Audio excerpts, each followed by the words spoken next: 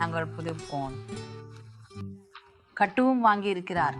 highlaptop.com என்ற இணையதளத்திற்கு வருகை தரலாம். இப்போ நான் எங்கிருந்து வந்தது? இது புதுசல்ல, அதாவது இது ஒரு புதிய பிராண்ட் நியூ கிடையாது.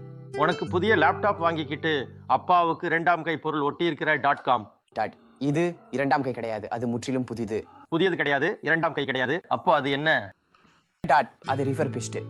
நான் உங்களுக்கு சொல்றேன் பாருங்க, இது ஒரு புதிய கருத்து, பயன்படுத்தாத பொருள், பழைய பொருளின் விலையில். இந்த லேப்டாப் கூட இதுவும் ரிஃபர்பிஷ்டு தான். இதிலிருந்து மீதமுள்ள பணத்தில் தான் உங்களுக்காக வாங்கினேன். பணம் மீதம் இருந்தது என்றால் ஏன் திருப்பி கொடுக்கவில்லை? எப்போது வேண்டுமானாலும் தேவைப்படலாம் என்று நினைத்தேன். எப்போதும் நான் பொருட்கள் இழக்கிறேனே. இவையெல்லாம் எங்கிருந்து வாங்கினாய்? மகன் அப்பாவையே மாதிரி .com. இல்ல, மிக்க நன்றி சார்.